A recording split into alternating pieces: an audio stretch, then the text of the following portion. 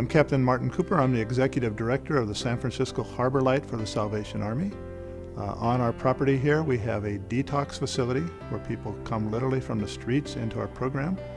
We have a short-term, long-term programs for women and men in recovery. We also have the San Francisco HarborHouse, where single parents with children under age 12 are able to come and be in recovery for up to 2 years. I'm Marcy Roscoe, Director of HarborHouse Program. I've been in this field for over 20 years. The reason I love Salvation Army, and I think that it's a good fit, is my experience as workforce services, chemical dependency programs, and transitional housing programs. This encompasses everything that I love, and it's all here at HarborHouse. You know, I don't work for the Salvation Army. I work for those thousands of people who put $1 in the kettle, or those people who put $5 in an envelope and mail it to us. And we are probably the greatest investment you can get for $1 or $5. And so, you know, the privilege we have is we work for the people. And we get to take that and we get to change people's lives because they trust us to go do that. HarborHouse Program is a large chemical dependency program. We can hold up to 54 people, including children. We have single parent families, men, women, and also a veterans component. HarborHouse is unique in that we have a state licensed child care on it, which is highly unusual. There are child cares and other chemical dependency programs, but not licensed. I actually looked online and was trying to find a place that took women and children. Even though I don't have my daughter, I was trying to find a place that would help someone get their child back. I ended up at HarborHouse because I had completed a residential program. I just felt that I needed a little bit more guidance and discipline. Because I had been a long-term drug user and I felt that I still needed some more tools to grasp onto, so I had found Salvation Army to have the discipline and the guidance. I knew that I needed to go to treatment. I finally said to myself, I need help. I was 3 months pregnant with Joshua, you know, and I wanted my baby, you know, and I wanted for him, I had to yearn for him to teach me how to be a mother again.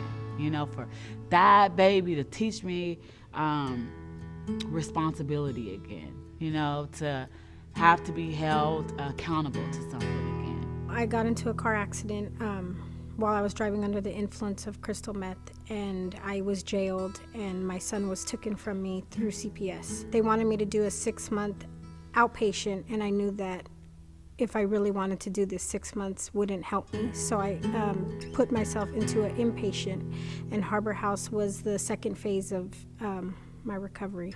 The HarborHouse just seemed like hopeful to me. They had a lot of opportunities for me to bond with my children and to get back into the workforce, to go to school, and just get my life back on track. I just used. I mean, and that's all I could think about was every day I felt the guilt. You know, I'm never going to get my daughter back. My family told me go into rehab. I didn't want to. I knew I was going to prison.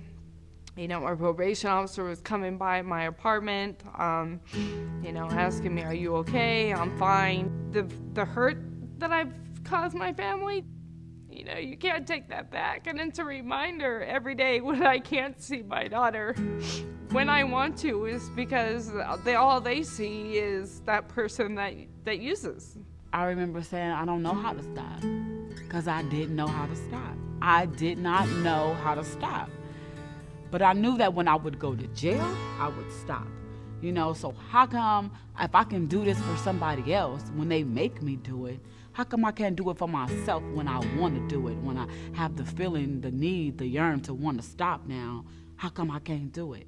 We are able to make relationships that turn them in a positive direction towards recovery in their lives, towards rebuilding their lives. And we are able to open our doors and create a loving and kind relationship with these people to start them on the road to recovery. And we go from the cardboard box to actually producing miracles on this property. I met Captain Cooper several years ago when we were establishing our charitable organization, the Rodan and Fields Prescription for Change Foundation. We wanted to align the goals of our business and our charitable organization in terms of empowering others to make a difference in their lives. We found that with the Salvation Army, and in particular with the HarborHouse, whose mission it is to unite single parents and their kids and bring them back as contributing members of society in our community. Rodan and Fields, they trust us. When they give us money, they have expectations. And those expectations are that we're going to go out there and we're going to reach those people with the greatest need. They have to do 32 to 40 hours of work or short-term trainings, and that would be also including outside meetings. Also, they're being a single parent. They cook their own food here, and they have to be responsible for cleaning up of their area, and all that is a lot. Some of them have not been parents for years or ever.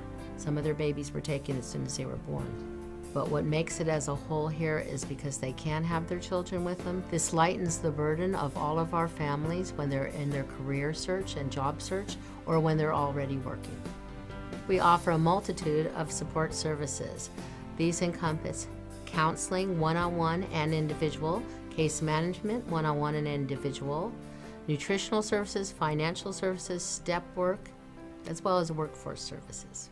It's very imperative for us to teach these life skills and so they can get back and get into permanent housing and be a parent. I've really learned how to live my life being clean, function, go out to work. I started school.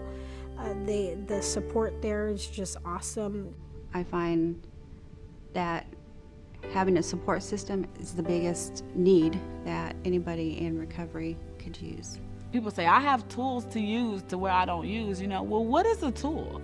Because, I can't just go to the box and pull one out and say, well, this is what's going to stop me from smoking crack today.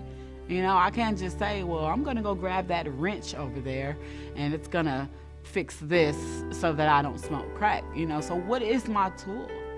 But it's coming from me, and my tool is like coming from within, It's like, basically, I feel like it's the wisdom to know the difference now. The wisdom to know that I don't have to pick up that drug, because my mind is clean, my thoughts are clean, and I simply just don't have to, and I don't want to.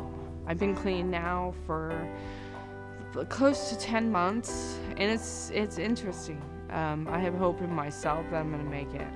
To me, I have too many good things going on in my life. I promised myself that I would never leave my daughter again. My daughter gives me hope. When I was younger, I was searching for that family that I turned to all the negative. This is like a channel for me to connect with the more positive family. We're all aiming and striving for the same thing, the same goals. We all want the same for our kids. We all want the same for ourselves, and that's what helped me to stay so connected to it. People come here probably at the lowest point in their life. People come here down and out, addicted, and when people leave here, they're drug and alcohol free, and they've got their life back. There's still fear, but I just put one foot in front of the other, keep on moving forward, and with each little milestone that I've overcome, things keep on getting better for me and my kids.